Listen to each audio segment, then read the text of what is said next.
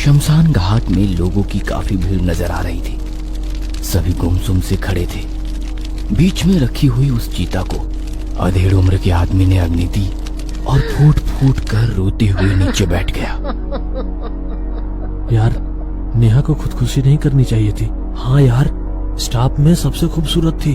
इतनी खूबसूरत लड़की अपनी जान दे दे तो अच्छा नहीं लगता यार। उस मरी हुई लड़की के साथ काम करने वाले आपस में बातें कर रहे थे। सामने धू धू करके चिता जल रही थी। 4 दिन बाद रात के करीब 10 बज चुके थे। निखिल एक पुराने कुएं की जर्जर हुई दीवार के ऊपर खड़ा था।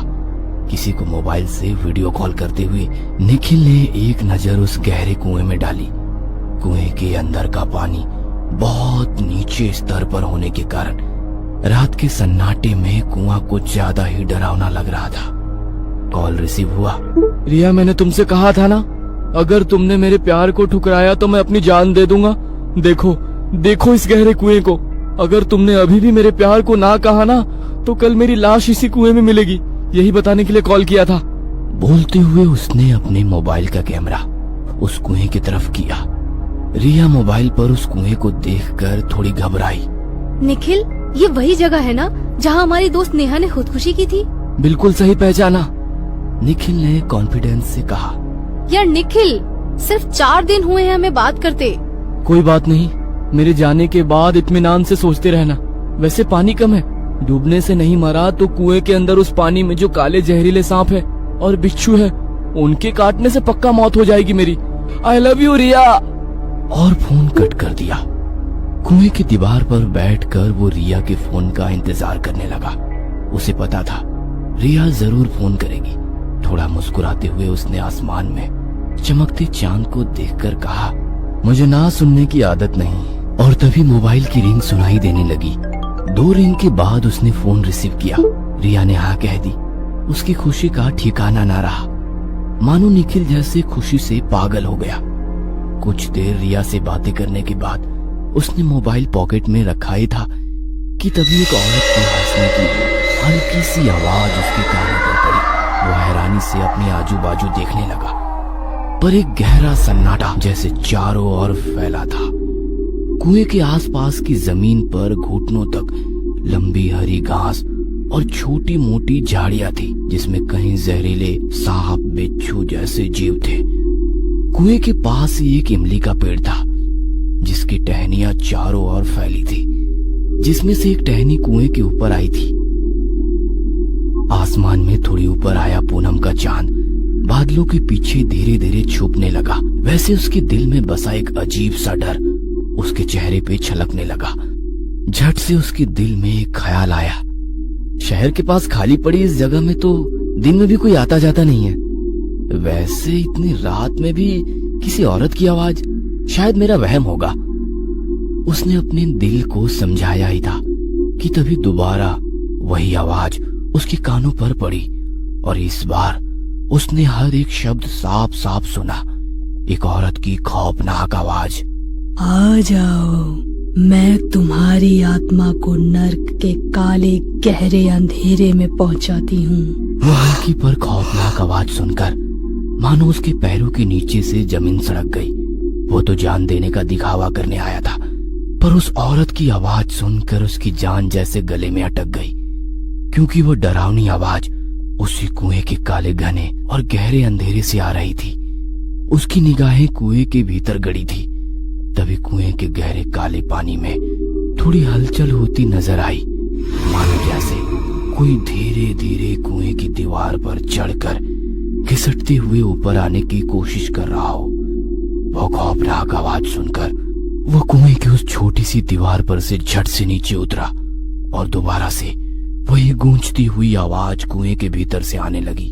आ जाओ, मैं तुम्हारी आत्मा को नर्क के काले गहरे अंधेरे में पहुंचाती हूँ। आवाज के बाद उस औरत की खौफनाक हंसी से निखिल का दिल ही बैठ गया। डर के मारे वही के कदम पीछे सरकने लगा, पर उसने अपनी डरी सहमी नजरें उसी कुएं की चौतरफा बनी छोटी सी दीवार पर गड़ाए रखी थी, पर वो हंसने की आवाज लगातार आ रही थी। उसे पलके झपकाने में भी डर लग रहा था। अगले ही पल उसने देखा कि कोई उसी कुएं की छोटी दीवार की दूसरी तरफ से झांक रहा है। शायद एक औरत जिसके सर के काले बाल साफ दिखाई दे रहे थे, सफेद माथे पर गहरा लाल कुमकुम का टीका और लाल अंगारों की तरह डरावनी आंखें। उस औरत का आधा अधूरा चेहरा देखकर उसकी रूह तक कांप गई। धड़कन इतनी तेज हो गई कि जैसे सीना फाड़ कर दिल बाहर निकल जाए, इस तरह से धड़क रहा था। डर की मारे धीरे धीरे पीछे सरकते हुए एक पत्थर से पैर फिसला और वो जमीन पर गिर गया। जमीन पर गिरते ही उसकी दहशत भरी नजर कुएं से झांकती उस औरत को देख रही थी। वो नजारा देख निखिल जैसे तैसे गिरते पड़ते वहां से भागने लगा। जितना तेज हो सके, जितनी ताकत से हो सके और जितनी दूर हो सके वो भागने लगा। पीछे से उस औरत की चीखती हुई आवाज और हंसी धीरे धीरे कम होने लगी। लगातार तेज दौड़ने की वजह से उसके दिल की धड़कन तेज हो गई थी। हाँफते हुए अपने दोनों हाथ घुटनों पर रखकर सांस लेने लगा। अब उसे कोई आवाज नहीं सुनाई दे रही थी। आवाज थी तो रात के कीड़ों की। सांस थोड़ी सामान्य होते ही उसने पीछे देखा और वो नजारा देखकर जैसे दिमाग फटने लगा हो, क्योंकि वह उसी कुएं के चौतरफा बनी छोटी सी दीवार पर ही खड़ा था।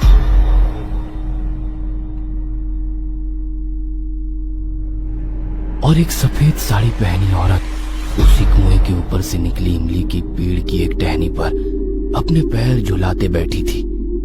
उस औरत का मुंह दूसरी तरफ था। उसके काले घने बाल लंबे पीठ से होते हुए नीचे कुएं की तरफ पहुंचे थे, पर उन बालों से कोई लटक रहा था, जैसे वे बाल किसी की गर्दन में फंदे की तरह फंसे थे। डर भरी नजरों से वो देखने की कोशिश कर रहा था, पर कुएं के भीतर अंधेरा होने के कारण कुछ साफ नजर नहीं आ रहा था। निखिल की नजर दोबारा उस औरत पर पड़ गई।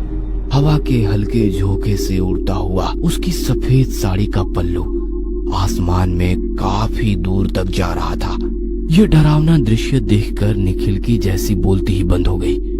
अपने हाथों के लंबे नाखूनों से पेड़ की टहनी को हल्के हल्के कुरेदते हुए बोली, अब तुम्हारी मौत तक मैं तुम्हारा पीछा करूंगी।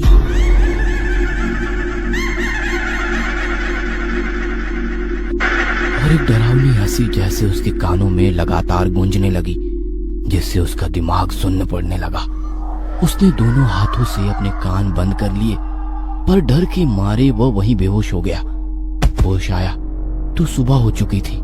उसका सर काफी दर्द कर रहा था। वो सपना था या सच में सब कुछ हुआ था? सोचते हुए उसने अपनी बाइक निकाली और घर के लिए निकला। देर रात तक बाहर रहने की निखिल की आदत से घर वाले वाकिफ थे। निखिल फ्रेश होकर ऑफिस पहुंच चुका था। कल रात घटी वो डरावनी घटना को सपना समझकर वो कब का भूल चुका था। सबसे हंसी मजाक करते हुए वो ऑफिस में आया। उसके साथ ही अपने अपने कुर्सी पर बैठे काम में मगन थे। तभी उसकी नजर कंप्यूटर के सामने बैठी रिया पर पड़ी। रिया के पास एक कुर्सी पर बैठकर वो बोला, चलो रिया, एक बार आई लव यू बोलो। निखिल, सब देख रहे हैं। एक बार प्लीज। रिया के पास और कोई चारा ना था। वह उसके कानों के पास आई और धीरे से बोली, आ जाओ, मैं तुम्हारी आत्मा को नर्क के काले गहरे अंधेरे में पहुंचाती हूँ। वही डरावनी आवाज उसके कानों में गूंज उठी और निखिल की रूह कांप गई। उसने झट से रिया की ओर देखा तो वह रिया नहीं बल्कि वही औरत थी जो कल रात उसे कुएं के पास दिखाई दी थी। उसे देखकर निखिल की आंखें फटी की फटी रह गई। वो गिरता पड़ता अपनी कैबिन के अंदर घुस गया। निखिल का ये बर्ताव देखकर पूरा स्टाफ हैरान हो गया, पर सबसे ज्यादा हैरानी तो रिया को हो गई थी। जो कल तक मेरी एक हाँ के लिए मर रहा था, वही आज मुझे देखकर डर रहा है। इस बात को आज हफ्ता बीत चुका था, पर निखिल के दिमाग को वो सारी बातें दिमाग की तरह कुदेर रही थी। ना उसका काम में मन लग रहा था, ना घर में। निखिल का यह पूरा बदला रूप देखकर घर वाले भी थोड़े परेशान थे। जो निखिल दोस्तों के साथ देर रात तक मस्ती करता था, वो निखिल आज 6 बजे ऑफिस छूटते ही आधे घंटे के अंदर घर आ जाता है और उसकी तबीयत भी दिन ब दिन खराब हो रही थी। उसे देखकर ऐसा लग रहा था कि जैसे वो काफी दिनों से रात को सोया नहीं था। थकान उसके चेहरे पर साफ नजर आ रही थी। ना किसी से ठीक तरह से बातें करता, ना किसी के सवाल का जवाब देता। बस उदासी भरी चेहरे से और खौफनाक भरी नजरों से वो अपने ही ख्यालों में खोया रहता। पर उसकी यह बात उसके घर वालों की नजर से कहां छूटने वाली थी। सुबह नाश्ता करने के लिए निखिल अपनी कुर्सी पर बैठ गया। सामने बैठे पापा ने पूछा, निखिल बेटा, क्या बात है? तुम इतने परेशान क्यों लग रहे हो? अगर तुम्हें ये नौकरी नहीं करनी तो कोई बात नहीं बेटा। पापा की बात सुनकर निखिल एकदम शांति से बोला, पापा, नरक ज्यादा खौफनाक होता है क्या? ये कैसी बातें कर रहे हो? माँ की आवाज में अपने बेटे के लिए दर्द झलक रहा था। निखिल की खामोश नजर चाय के कप पर टिकी थी। चाय का रंग जैसे काला गहरा दिखाई देने लगा और दूसरे ही पल कप की जगह वही कुआं और कुएं के भीतर से घूरती हुई वो लाल आंखें। डर के मारे निखिल ने चाय के कप पर जोर से हाथ दे मारा और झट से खड़ा हो गया। निखिल, क्या हुआ? माँ, वो मुझे लगा कॉकरोच है। बोलते हुए उसने अपनी ऑफिस बैग उठाई और घर से ऑफिस के लिए निकला। पर माँ और पापा को उसका यह हरकत काफी अजीब लगा। 2 दिन बाद, निखिल, आज हम जरा बाहर जा रहे हैं, कल शाम तक लौटेंगे। और वैसे भी आज तो तुम्हारी छुट्टी है, अपने दोस्तों को बुलाकर खूब मजे करो। माँ और पापा कार लेकर किसी काम के सिलसिले में चले गए। आज निखिल घर में अकेला था, पर उसने अपने किसी भी दोस्त को नहीं बुलाया। माँ और पापा एक वीरान से मठ में किसी तांत्रिक से मिलने गए थे। जमीन पर होम हवन शुरू था। जलती हुई आग के सामने तांत्रिक अपनी दोनों आंख बंद करके बैठा था। माँ और पापा तांत्रिक के सामने हाथ जोड़कर बैठे और चिंता भरी नजरों से उसकी ओर देख रहे थे। आंखें खोलते हुए तांत्रिक ने दोनों की ओर देखा और अपनी करारी आवाज में कहा, आपने बहुत देर कर दी। तांत्रिक की बातें सुनकर माँ को जैसे रोना आ गया। वो तांत्रिक के सामने हाथ जोड़कर रोने लगी। ऐसा मत बोलिए, मैं आपके आगे हाथ जोड़ती हूँ, मेरे बेटे को बचाइए। माँ की दर्द भरी आवाज सुनकर तांत्रिक शांति से हवन की आग को देखने लगा। माँ और पापा दोनों कार में बैठकर वहां से घर के लिए निकले। उन्हें अपने बेटे निखिल को बचाना था। जंगल के रास्ते सुनसान सड़क पर उनकी कार तेजी से चल रही थी। माँ हाथ जोड़कर ईश्वर से प्रार्थना कर रही थी, ईश्वर मेरे बेटे को बचाए।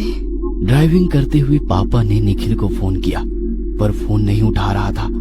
उसी रात निखिल अपने रूम के अंदर बेड पर बैठा हुआ था। रात के करीब 9:30 बज चुके थे। अपना बदन सिमट कर बेड के एक कोने में बैठा निखिल सामने वाली दीवार पर टंगी घड़ी के पल पल आगे बढ़ते कांटे पर अपनी नजरें गड़ाए बैठा था। समय बीतने की वो आवाज या आने वाले समय की आवाज। देखते देखते 1 घंटा बीत गया, 2 घंटे बीत गए, 3 घंटे बीत गए, पर निखिल वैसे ही अपने नजरें उस घड़ी के कांटे पर गड़ाए बैठा था। अब रात के 12:30 बज चुके थे। काफी देर से छाए उस गहरे खौफ भरे सन्नाटे के बीच एक अजीब सी आवाज सुनाई देने लगी। खुली खिड़की से अंदर आते हवा के झोंके की आवाज। तभी उसके दिमाग में आया, मैंने दरवाजे खिड़कियां बंद कर दी है, तो खिड़की से हवा का ये झोंका। और उसने खिड़की की तरफ देखा, पर वो तो सचमुच बंद थी। और फिर उसकी डरी सहमी नजर रूम के भीतर कभी जमीन पर, तो कभी छत के पंखे पर, तो कभी बंद दरवाजे पर ठहरने लगी। और फिर उसे वही आवाज सुनाई देने लगी, आ जाओ, मैं तुम्हारी आत्मा को नर्क के काले गहरे अंधेरे में पहुंचाती हूँ। और फिर वही दिल दहला देने वाली हंसी के साथ दीवार पर सरकने की आवाज धीरे धीरे उस खौफनाक सन्नाटे में और तेज होने लगी। डर के मारे निखिल ने अपने दोनों हाथों से कान बंद कर लिए।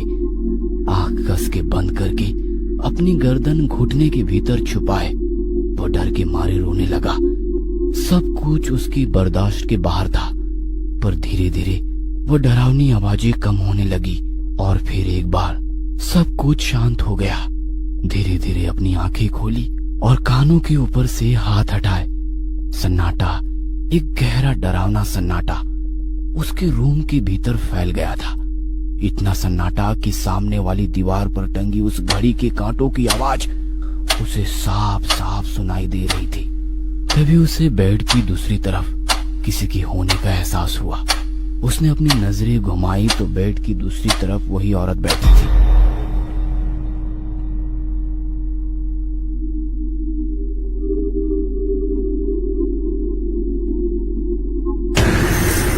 चलो, मैं तुम्हारी आत्मा को नर्क के काले गहरे अंधेरे में पहुंचाती हूँ। और दूसरे ही सेकंड में उसके रूम के दरवाजे पर बाहर से किसने दस्तक दी।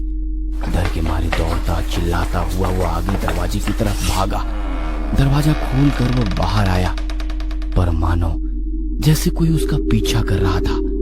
दौड़ते हुए वे अपने घर से बाहर निकला। रात के करीब 1 बजे माँ पापा कार लेकर घर पहुंचे। घर का दरवाजा खुला ही था, पर घर में निखिल नहीं था। माँ का रो रो कर बुरा हाल था। पापा परेशान होकर शहर में गाड़ी लेकर ढूंढ रहे थे।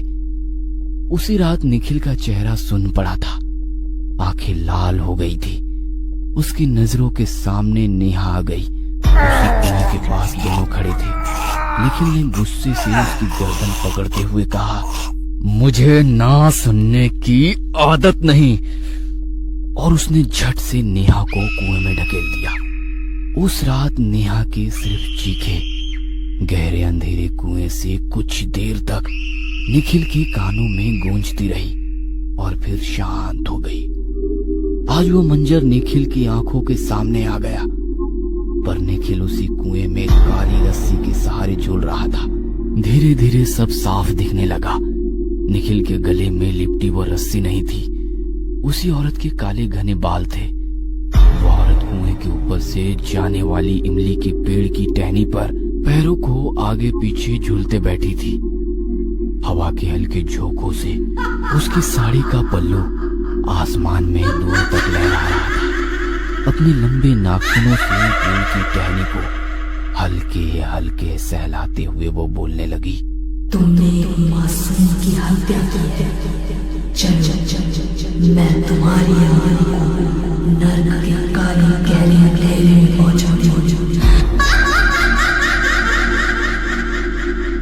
और एक अजीब सी हंसी उस रात के वीरान से सन्नाटे में गूंजने लगी।